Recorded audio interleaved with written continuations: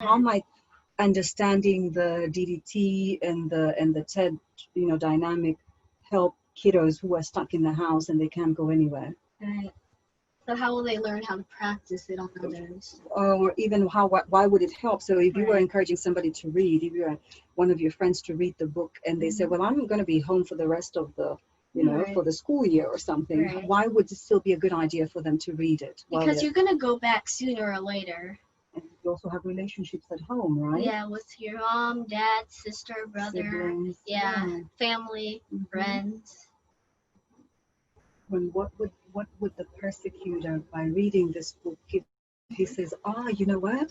I now see why that victim behaves like a victim, right? What would that persecutor then do for herself or himself? He would stop persecuting everybody. And what would he be? And then he would be a rescuer. No. A coach. Yes. Right.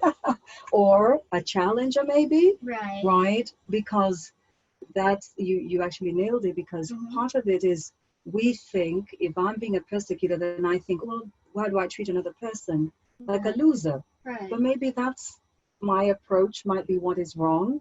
Right? So I think that you nailed it about bullying, right? And that's I think that's great.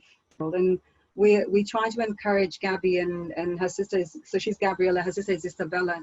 We try to encourage them, this is a safe space. It's exactly that. It's a safe space for them to stretch and grow. And, it's like kind of you're a toddler when you're in here, and then before you get your walking legs and your wings and you go out into the world and fly, right? Right. So I think that it's extraordinary that I know encouraging her to read it was, partly also so that I can have somebody to converse with. So it's very selfish in that regard. I was being a coach and a challenger, but so that I could, and I think that Gabby would appreciate it. And she loved the storytelling style.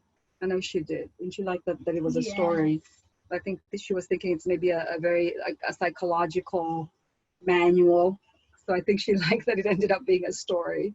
It's meant a lot to us. I think your work is great work, David.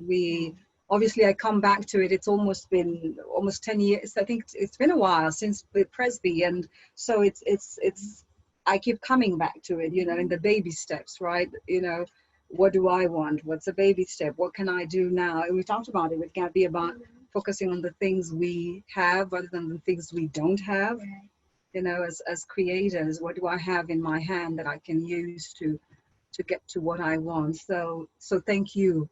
Thank you. We really appreciate your work.